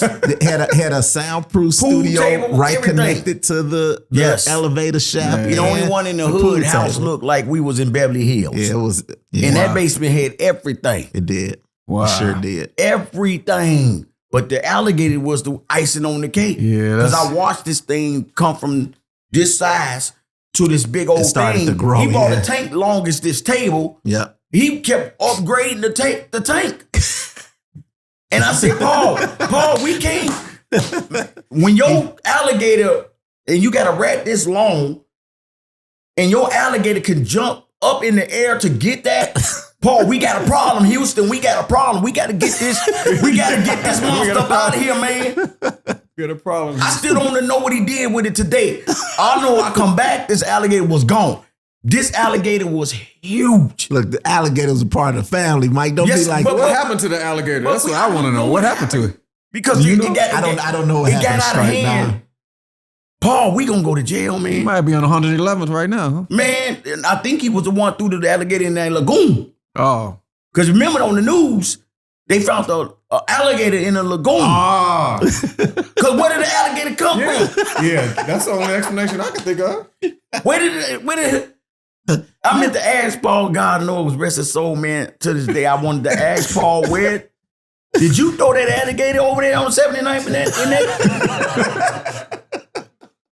Because what happened to it? And the one they pulled out was the same size the one I seen on the news with the one he had in there.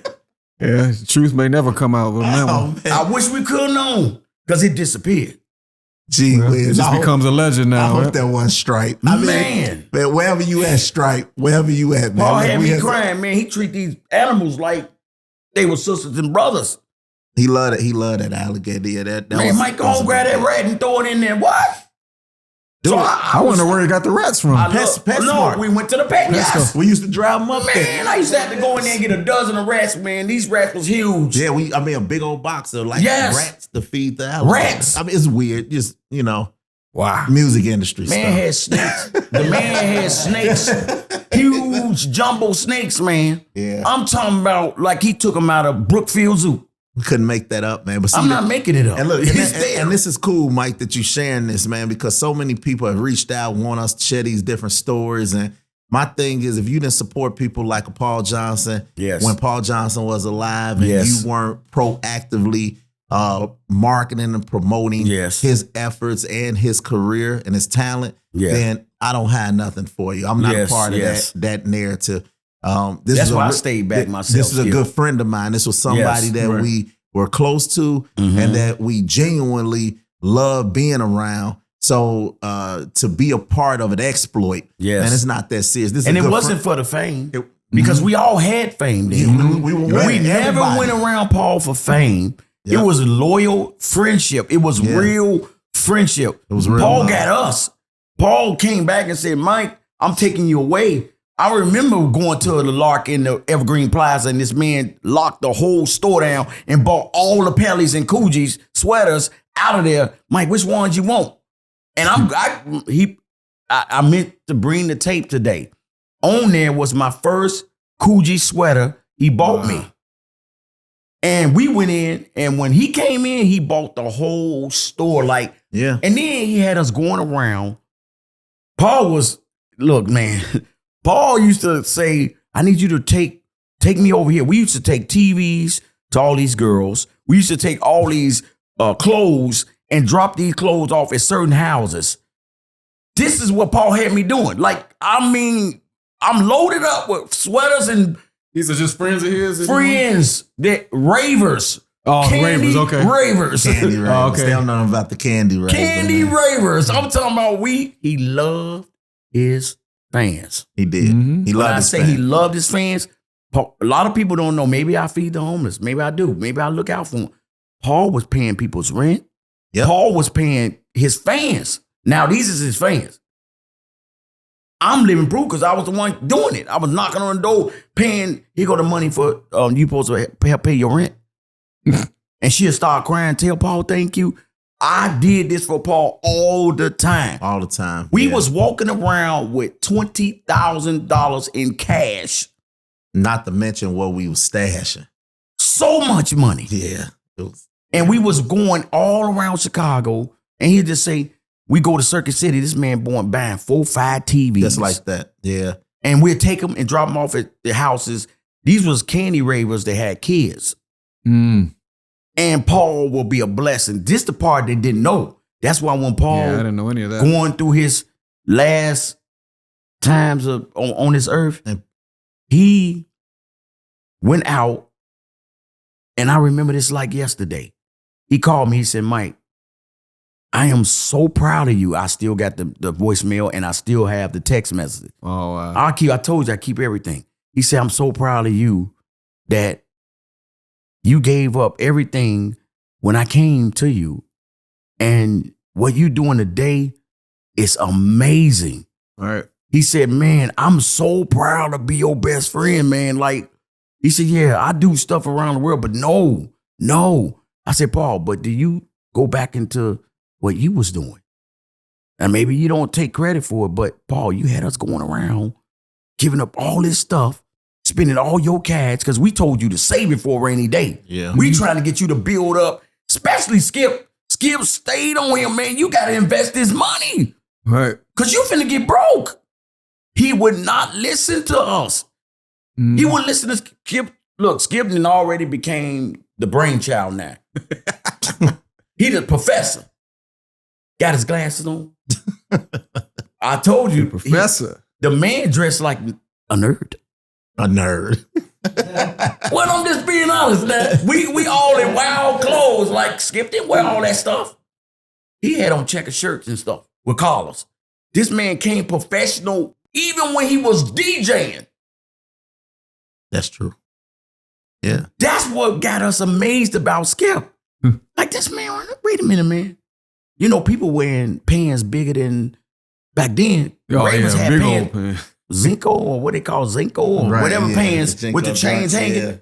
Yeah. This man come in, regular pair of Levi's, regular checker shirt, collar hanging. Yeah, that's true. Professional. But when he got on that equipment, it was over with. He had the market sold. He had his own fan base way back then, big than a lot of people. Because wherever he went, they was coming. All right. And that, when I heard the crowd, now we got the top lineup on this side.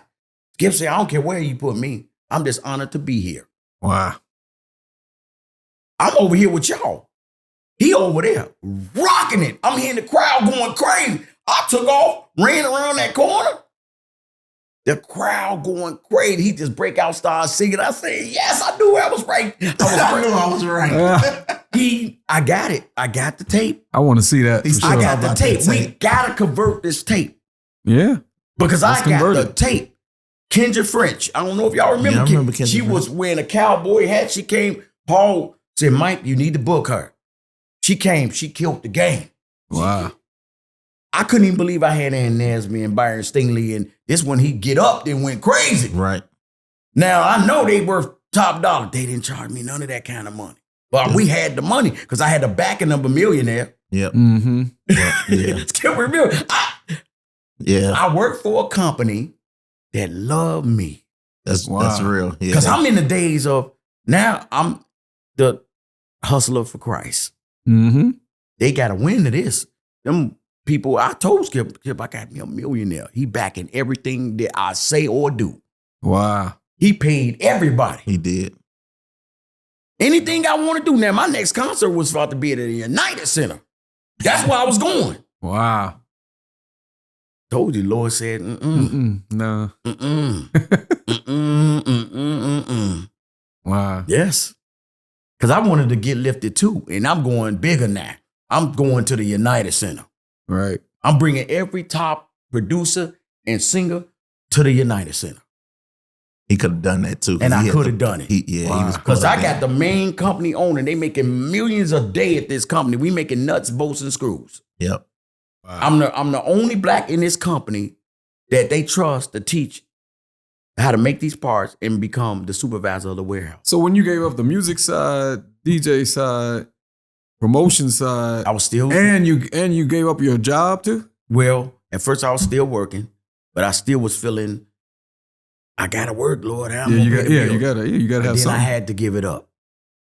I had the best job in the world. I tell you, I had my house in Homewood. I graduated now. Right. I'm out of posing. Right. Right. My record's selling good. Right. Cuba doing numbers. Right. I mean, Cuba's, all my tracks making money. Right. And when I say I walked away, it wasn't no cold turkey. It was like I walked away. Yeah. They all got, whoa. What's wrong, Mike? Right. Paul got mad. Mm. Paul understood, but he didn't, because Paul had a thing where he was mad at God. He was really mad. He felt like, why did he get shot? Why did he lose his legs? Why was his life? And that's when Paul started converting over to like, there's no God. When his mom passed, I was at that funeral. Paul locked himself in the bathroom. We getting ready to view his mom. Mm-hmm. I remember Emmanuel Pippin. He was with us. Right.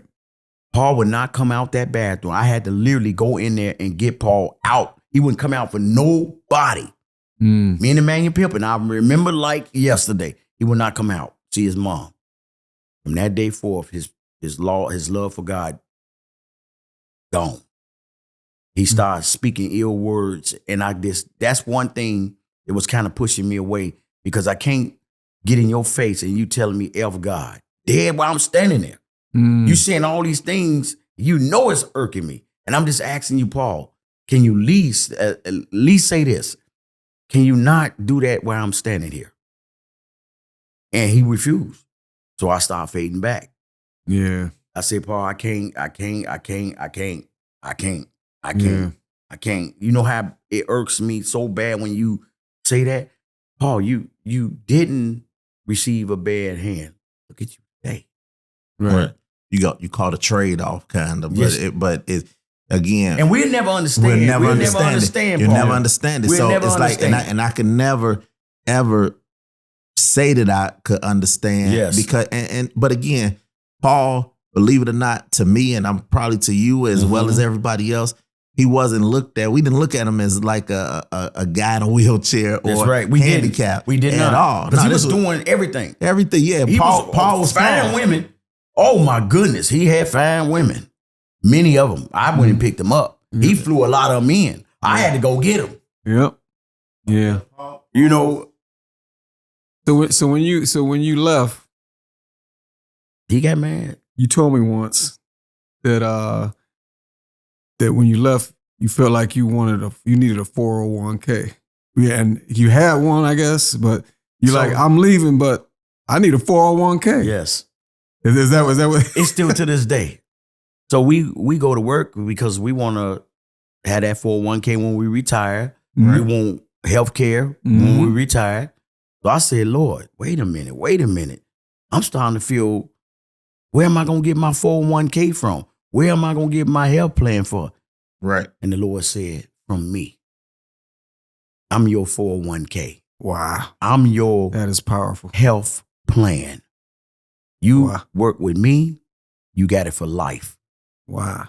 And when I say healthy, other than me eating, and I just start catching up to what I'm eating now, but he has kept me healthy. Yeah. Small incidents, man, where I sprain my arm muscles, that's because of me being human, carrying food. But other than that, the Lord said, I got your 401k. As long as you don't eat too many of them Big Mike beef sandwiches. Like Skip told you. Like Skip told you. I don't eat my food. I never ate my food. Some food is meant to be a treat. Well, though. no. So when I cook, I ran into a problem down the road, and I'll never forget it. It was a white lady came up, old white lady on 14th and Canal. I done fed everybody. I got one burger left. I'm about to max this because it's over. Everybody gone. Lady came up, right? I bit that burger. I'm like, oh, this burger good. I never taste my own food. Lady said, hungry, baby, I'm so hungry. I cried like a baby because I ate that last burger, and I know my rule. Never eat the food that I make because somebody gonna come up. And that lady came out of nowhere. Oh, wow. And it tore me up. I had nothing to give her to eat. Wow. Nothing left. Wow. I said, ma'am, sit right here. Please don't go nowhere. 14th Canal, you got a restaurant down the street. You got Jewels on one side and you got the restaurant up the street. Went in there and ordered her a couple meals. Turned that boy back around. I said, ma'am, I'm so sorry for eating that burger. But here you go. Wow. And that taught me, bad as I want to eat it, I'm good. Wow. I'm good. Wow. Good. That's incredible. I'm good. Well, I'm Mike, good. listen, man, we are excited and thrilled to have you on the S&S Chicago podcast, man. Yes, we wanted sir. to jump it off the right way. Yes, sir. And close, and I know you're doing so many different things. What you got that's coming up next? So of course, every day, if somebody wants to volunteer, they can reach us at tasteforthehomeless@yahoo.com or through the website www.tasteforthehomeless.org.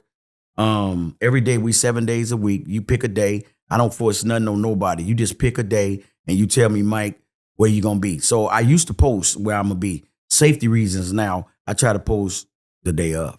Right. Yeah. You know, we're not coming up missing. You ain't shooting at me. The world ain't got so wicked. So we have to be careful even when we got volunteers. But now we got full security, guards, chance security. We have private security, armed. Wherever we go, we're comfortable. Even though people don't treat me different. One thing I do is I go to the very, very rough areas of where the homeless be and the less fortunate be. West side, north side, the hardest place where nobody come feed them. That's where I'm at. That's where you will find me. Wow. I'm still up in where Candyman was made, Cabrini Greens. Wow. Nobody won't come. Nobody ain't going. 35th Street Projects, I'm in the parking lot, right there, feeding. Wow. You can find me. But when you reach out to us, that's when I'm going to give you the directions where you can come and spend your time. It's going to be an experience. Every time you go with me, it's an experience that you will never forget. Because every day, I'm going to put you on that line. So it's this thing like Hell's Kitchen. I'm the Black Hell's Kitchen. So when you come in my shop, on my cafe, you're gonna hairnet, gloves, because I don't want your hair in my food. Right. I'm not finna feed a person, whether he's homeless or less fortunate, and they eat a burger and there's a long purple hair in there. Right. You throw me off. Like, don't eat my food. So if you ever follow me and you listen to the videos, oh yeah, I'm hilarious. Oh yeah. Tell them right there. I'm very hilarious. Do not come and volunteer and don't put love in it. Because when you go to a restaurant, you expect the best. You want quality. I want the best. So do not come thinking I'm gonna be mediocre. We won't, just like I hire, it's like a real restaurant. I'm gonna hire you to come be a volunteer. Mm-hmm. And I want your A game, because everybody deserves respect, their dignity, and the top quality in the world. That's what we stand for. We are T4TH. Taste for the homeless. Taste for the homeless. That's it, man. Taste for the homeless. Right. Yes, Taste sir, for the man. homeless. Yes, sir. We taste for the homeless. Yeah, All right, so don't forget to follow them. Taste for the homeless. Yes. .org, right? .org. Tasteforthehomeless.org and Taste for the Want to Homeless. share any social media, anything? Or So we on all, you know what? You just Google Michael Airhart, MICHAELAIRHART. I promise you, everything in my history And see, that's it. pops up. And like we said, guys, thank you for tuning in to the S&S Chicago podcast. And as always, hustle will always inspire hustle. Yes. Right. Oh, Yes. and follow us. Oh, Where? yeah, you could follow. You know, all our stuff is in the down below. Or, Oh, it is. and S&S Chicago, y'all. SNSChicago.com. We live We for got the cups game. Make and- sure you get that shirt. We live for the game. And make sure y'all get this right there. Like, I mean, look, I'm hoping they let me take this with me. I don't know if they're going to let me take it, but so I'm a connoisseur when it comes to cups. Right. Everywhere I go, I got Jennifer Hudson cup. I keep cups. I might take the cup. Just let me take the cup. Mike. Like I can, because I'm a coffee drinker. Every day I got to have one cup of Oh, coffee. hey. Every day, one cup. I And love it's it. the one cup See that? right here. All right. That's like, all right. Now we need a picture. Get it. You get a, wait, let's get a picture right here. Right. Yeah, like, right here. Let's get the picture coming this way. That's right. Oh, there you go. Yeah, We're yeah. already in the light. Yes.